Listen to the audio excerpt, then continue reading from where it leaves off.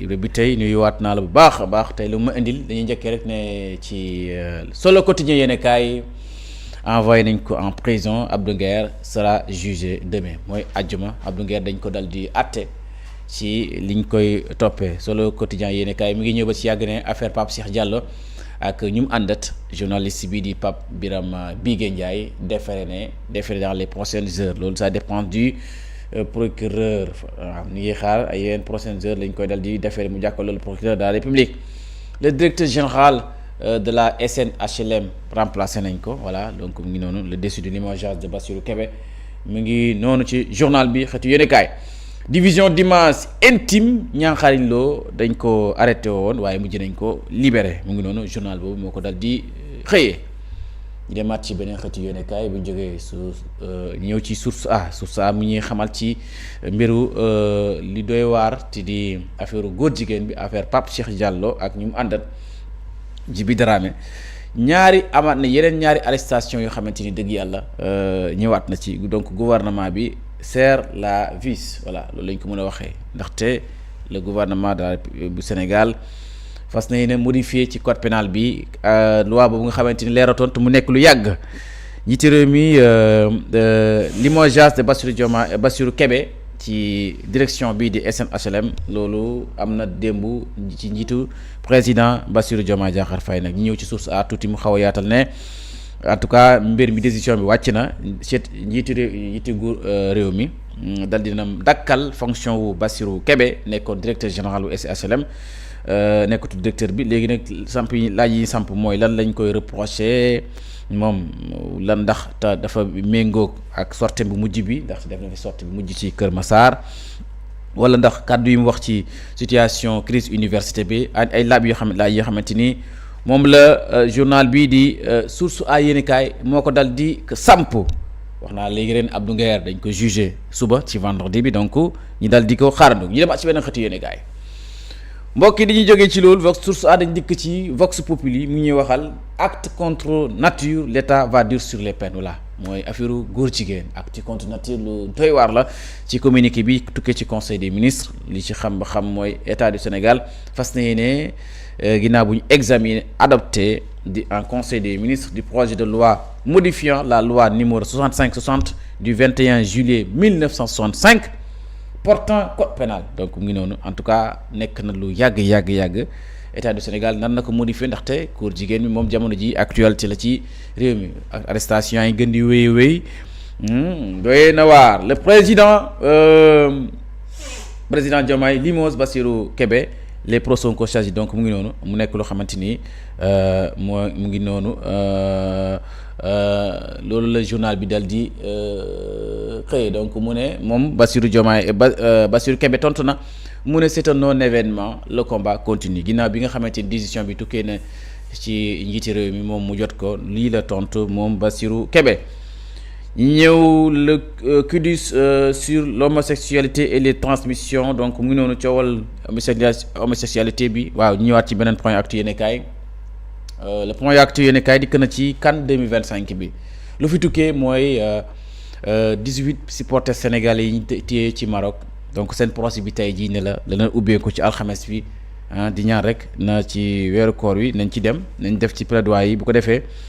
ñu dal di am yaakaar ñi libéré suñuy ndaw suñuy sénégalais 18 sénégalais yooyu di supporter namun ñoon ci leen des nañ démb Pape Matar Sarr international sénégalais li mu ci wax mooy ñoom daal nekkuñ foofu lenn du pour Sénégal jàppale Sénégal pour que ñu gagné coupe bi te lu def nañ ko donc loolu rek lañ la war a reprocher. Habib Beye devient le nouvel entraîneur de l'OM donc mu ngi noonu Habib Beye ci journal bi mu jën a nekk entraîneur u OM donc mu nekk vraiment équipe boobu nga xamante ni moom mu ngi ci destin mu ngi ci loxol Habib Beye mbokk yi bu ñu jógee ci dañu ñëw ci enquête yéenekaay ñëw na ci crise universitaire libération des étudiants la mesure de décrispation mën nañu wax ne dëgg yàlla crise université am na waaye la fekk ñu libéré étudiants yi tamit loolu lu wàccee tension bi ndaxte am na ci solo lool booy woote dialogue day fekk ñi nga dialogue bu leen nga bàyyi leen fekk da nga leen téye nga ñëw ngi ñu dialogue liberté provisoire sous contrôle judiciaire accordée aux 4 dirigeants étudiants. Un apaisement fragile, les charges restent lourdes et les désaccords de fond persistent. Voilà. Maître Ciré Clédor Ly, cet avocat, salue malgré tout une charge d'édition et appelle à la modération, au dialogue et à la responsabilité des parties. Donc mu nekk lu xamante ni Maître Ciré Clédor Ly mu nekkoon avocat wu étudiants yooyu mujj na leen libéré waaye tamit nag ñi wéyal dialogue bi wéyal ba tax loolu mën a nekkaat mooy étudiant camp université dem ci njàng bi nu mu gënee. En tout cas ki nga xamante mooy seen avocat Maître Ciré Clédor Ly moo ko dal di ko saluer mbokki bañ jógee ci enquête yéen kaay ñi dikkaat ci yor yéen kaay waaw ba tey ñu ci yor yéen kaay dikk na ci gel de l'accord d'entreprise à la RTS coowal RTS bi ndaxte dégg ngeen li ci Pape Alé Niang wax waaye dafa mujj nekk bras de fer buy ku wéyal diggante moom directeur général à l'intersyndicat yi nga xamante ni mu ngi exiger ñoom ñoo exiger la tête de Pape Alé Niang en tout cas seen l'intersyndicat yi mer nañ ba futtu Pape Alé Niang mooy fu mu nekk ne du fa jógee mukk ndaxte dëgg yàlla moom moo nekk ci dëgg mu nekk loo xamante ni journal bii di yor yéen kaay moom la xëyee tey ba def ci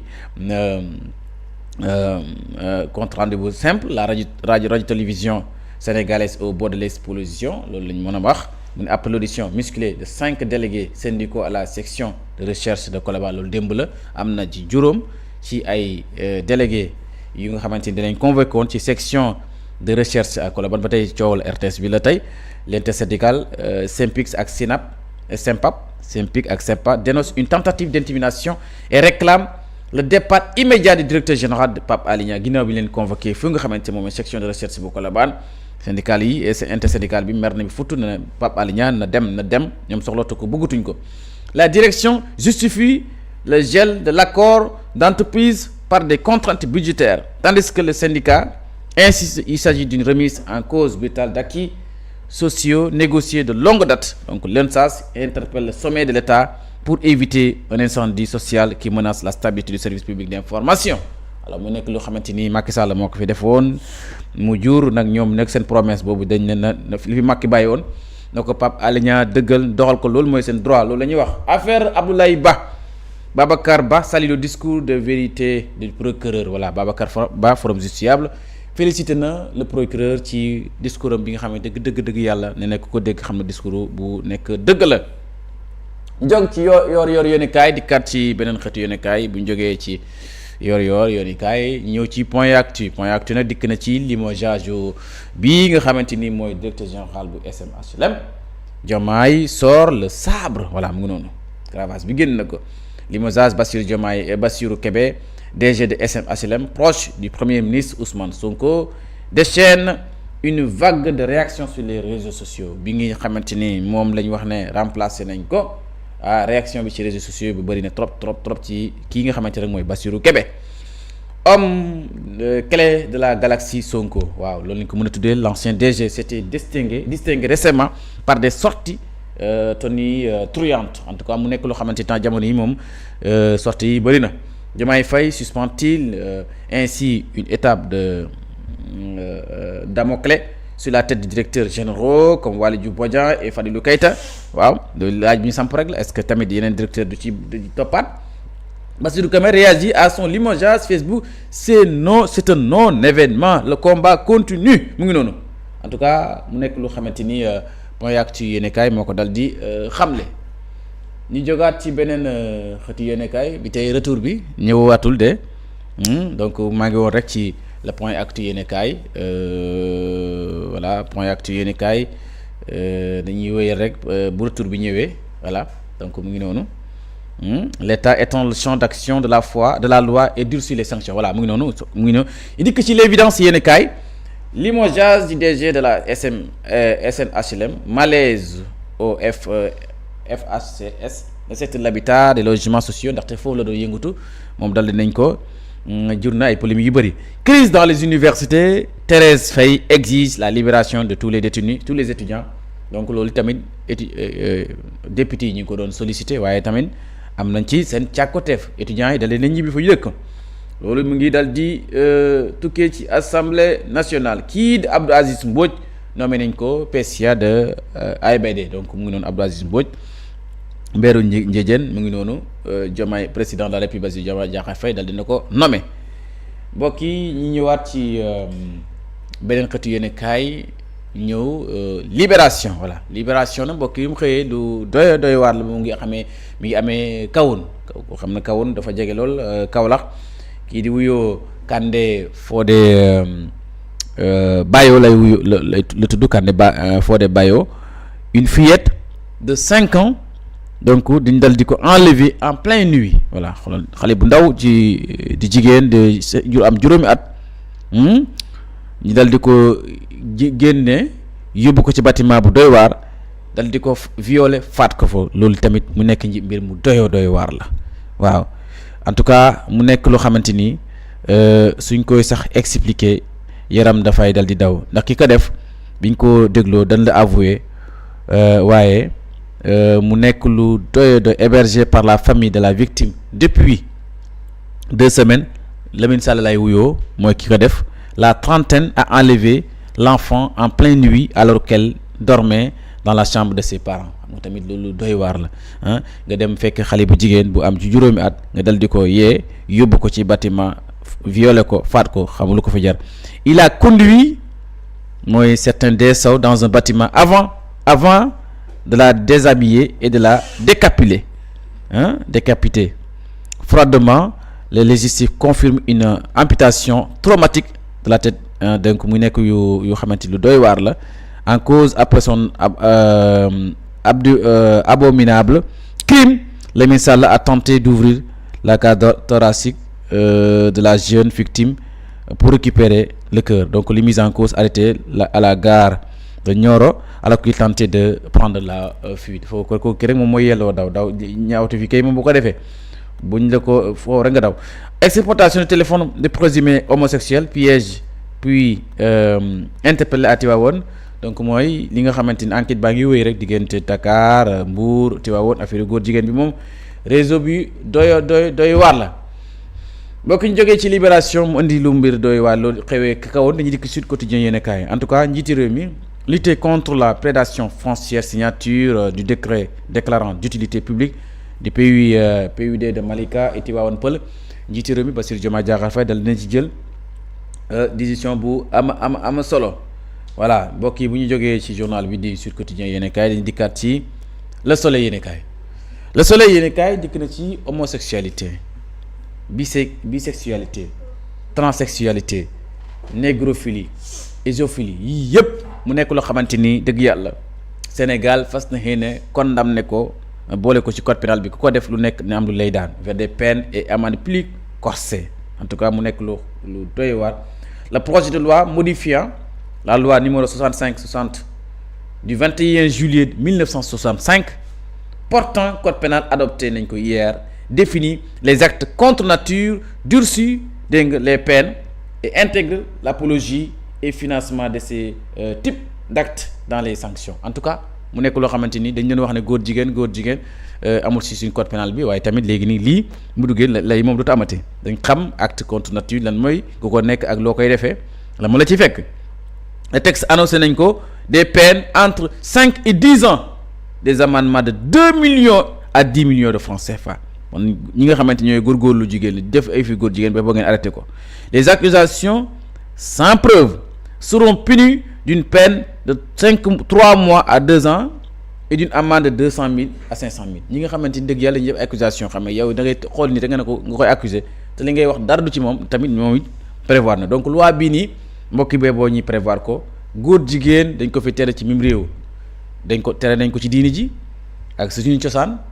tere nañ ko suñuy code boobu loolu lii njiiti réew mi président Bassirou Diomaye Diakhar ak son gouvernement ak son premier ministre jël nañ ci matukaay ba dal di ñu ko adapté fi nga xamante ni conseil des ministres bu ko defee assemblée nationale moo ci dal di des. bu ñu jógee ci Le Soleil yéene kaay dañu dikk ci Rewmi Quotidien le non respect du code du travail waaw en tout cas les entreprises de gardiennage s'exposent au retrait d'agrément en tout cas mu ngi nekk loo xamante ni tey ndaxte loi boobu jàll na ci assemblée nationale ci njiitewul ministre de l'intérieur et de la sécurité publique. Rewmi bu ñu ñëwee après bu ñu jógee ci loolu 2A TV mu ngi leen di souhaiter bon Ramadan ak heure temps de carême donc à tous les secteurs ñu ngi leen koy souhaiter ñëw mbokk ci beneen xeetu yéenekaay laas yéenekaay mu dikkal ñi ci acte contre nature promotion et financement de l'homosexualité ndax dañ ci dégg ndax affaire góor jigéen waaye am na ay financement koppar boobu fu mu jógee ak lu ko tax a jóg dégg nga l'état corse les peines voilà dakkal ko ndax lii rek mooy li ma dakkal mu ci rek nit ki bu xamee ne lii soo ko defee lii moo la ci fekk doo ko def bu ko defee vraiment étudiants yi nag dëgg yàlla ci mooru étudiant bi Abdoulaye Ba étudiants yi rejeté nañ sorti procureur maanaam procureur di wax yëpp déchiré nañ ko ñoom ànduñ ci ñu ne loolu amul mbokk bu ñu jógee nag dañuy dikk ci l'observateur yéen kaay comme ni ma la nettali ci mu xew ci quartier Kanda bu kawoon voilà quartier bii di quartier Kanda bu kawoon ci kawoon mbir mu doy waar moo fa ne une barbarie à visage familial xam nga tamit nag ci benn jigéen boo xamante ni am na juróomi at ñu dal di ko jëlee ci yaayam ci nelaw yu neex transporté ko ci benn bâtiment violé ko pour rey ko lu ko fi woo jar ci àdduna lii ñaawteef du ko gën a kawe selon les premiers éléments de l'enquête mu ne l'oncle la de la fillette de Lamine Sall moo def nii âgé du 30 ans d'années fanweeri at la am serait mooy le principal acteur de ces faits d'une extrême gravité lu ko fi jar yow nga ne yow xale bi sa yow yaa ji jaayam di ko def ñaawteef bi placé nañ ko à garde à vue moom Lamine Sall il aurait même reconnu le meurtre lors de son audition moom d'accord ne lii moom moo koy kii refaat évoquant une consommation de drogue dafa mu ne dafa utiliser drogue lii moo tax ñu da leen teree drogue dafa war a jox ci kenn war fi indi drogue donc Lamine Sall moom mu ngi ci loxol yoon su sukkandikoo ci ay sources yu jege dossier bii moom la l'observateur yéene kay dal di xamle projet bi nga xamante ni mooy loi modifiant le code pénal ko defee ay criminalisation ndax lii bu jàllee rek vraiment contre nature ak yooyu yëpp dañ ko fi dal di kii ndaxte avis de tempête sur les homos et lesbiennes muy góor jigéen ñu góor jigéen lu ak ñu jigéen ñu sëy seen biir lu ko fi war gouvernement bi dal la prévoir de faire avec la modification de l'article 319 du code pénal bi dañ ci modification lañ fay def de la précision sur les actes contre nature ñu préciser lan mooy contre nature ak lan mooy peine bi maanaam boo defee boo sàccee xam nga lu la ci fekk soo violé nit xam nga lu ci fekk léegi bu fekkee ne yow ci acte ay affaire góor jigéen nga nekk lan moo la ci fekk donc les sanctions de leur apologie et financement yooyu yëpp daldi nañ ko kii l'interview avec Adama Mboup vice coordinateur et porte-parole de And Sàmm Jikko Yi ci sur le projet de loi adopté ñu joxe na si xalaatam ci l'observateur yéeni kaay ko l'analyse bi nga xamante ni Daouda Mine chroniqueur judiciaire moom def na ko ci émission matin sur la TFM donc mu ngi noonu Habib Beye mujj na nekk beneen entraîneur bu voilà mu ngi noonu bu ko defee mbokk yi ñu jógee ci dikk ci tribune yéeni kaay mu dikkal ni ci repas de Ramadan et carême musulmans et chrétiens durement touchés par la crise économique tribune yéeni kaay ko wax jullit yeeg chrétiens yëpp Ramadan bi da leen touché ndaxte réew mi dafa métti loolu la journal bii de le tribune yéeni kaay dal di xam manger à sa faim est devenu un luxe pour les familles sénégalaises un Ramadan et un carême difficile pour les góorgóorlu musulmans et chrétiens noonu la ko journal bi tribune yéene kaay dal di ko xamle Abdou Nguer dal di nañ ko envoyé en prison lu ko waral ndaxte dafa wax kàddu yu xam ne du dëgg dafa diviser ay kàddu yu xam ne du dëgg juróomi étudiants yi muy Demba Ka Waly Faye ak bàcc yi ñoom ñëpp donc juróomi étudiants ak ñett yi dal di leen libéré mais placé leen sous contrôle judiciaire voilà loolu tamit mu nekk lu am solo ndaxte mooy rataxal diggante bi gën a neexal diggante bi ci mbir mi nga xamante ni moo gën a crise universitaire alors mbokk ñi di kat ci beneen xëtu yéen kaay bu ñu jógee boobu ñu ñëw ci Walf Quotidien mu ne candidature bi di leader de PASTEF aux élections la wax waaw candidature du leader de PASTEF aux élections moom Walf Quotidien yéen kaay mu ne Sonko pas encore sécurisé de maanaam candidature Ousmane Sonko bi ci ay élections sécurisé guñ ko de Walf Quotidien ko wax les députés de la majorité traînent les pieds en tout cas mu ngi noonu liberté provisoire accordé nañ ko aux responsables des amicales donc étudiants yi am nañ seen liberté provisoire donc loolu tamit c'est une très très bonne nouvelle mbokk yi ñu jógee ci beneen xeetu yéenekaay bu jógee ci Walf Quotidien dañuy dikk ci le quotidien yéenekaay bu Madiambal Diagne dikk na ci répression des actes contre nature l'État veut corser les peines muy dëgg diisal peine bi góor jigéen du fi amati ci mim réew ak financement bi ak leen boo yëpp ni Diomaye Faye dal dina ko adopté ak son gouvernement kon mbokk yi lii li nga xamante ni moom lañ leen indiloon ci lu gën a fës ci xëtu yéenekaay Aïssatou. jërëjëf Elmat xëtu yéenekaay yi li ci gën a fës nga jàngal ñu ko ñu jaajëfal bu baax a baax 8h pile jot na ñu nuyu ziar suñu maman yi maman tamit ñu ngi koy nuyu bu baax maman Nene Mbaye maman Ngenaar maman Madeleine Diallo nuyu nañ ko bu baax maman Sihé Tamba